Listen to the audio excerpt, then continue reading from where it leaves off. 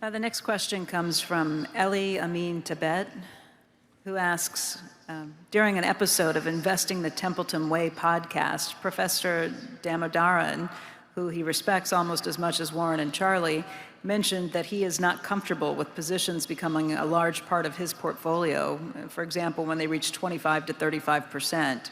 He mentioned that Apple is now 35% of Berkshire's portfolio and thinks that that is near a danger zone. Wonders if Warren and Charlie can comment.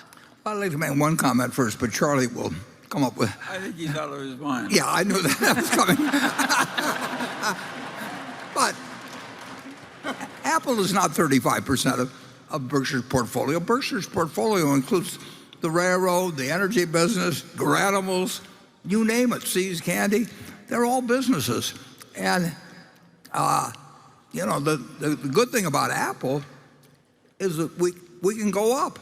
They buy in their stock, and instead of owning 5.6%, they got about 15 billion, 700 and some million shares outstanding. They get down to 15.25 billion without us doing anything. We got 6%.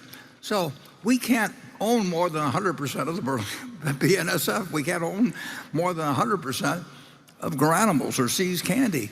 And it'd be nice. We'd love to own 200%, but that just isn't doable. But they're all the same. They're good businesses.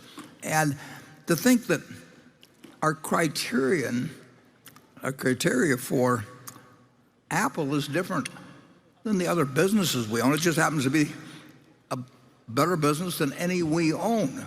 And we put a fair amount of money in it, but we haven't got more money in it than we've got in the railroad. And Apple is a better business. Our railroad is a very good business, but it's not remotely as good as Apple's business. Apple, has a position with consumers where they're paying, maybe they pay $1,500 or whatever it may be for a phone, and these same people pay $35,000 for having a second car.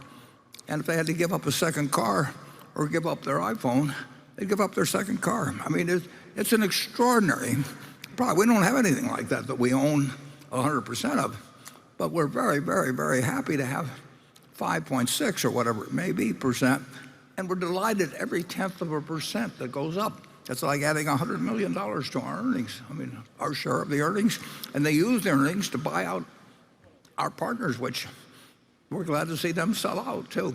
The index funds have to sell if they bring the number of shares down. And we went up slightly last year, and I made a mistake a couple of years ago when I sold some shares when I had certain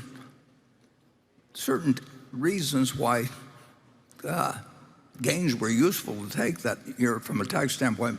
But having heard me say that, it was a dumb decision.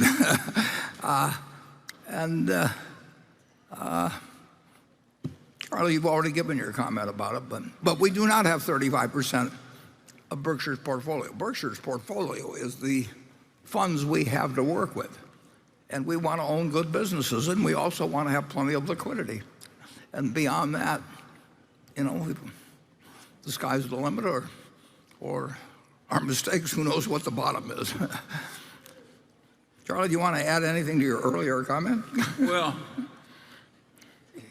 I think one of the inane things that's taught in modern university education is that a vast diversification is absolutely mandatory in investing in common stocks. That is an insane idea.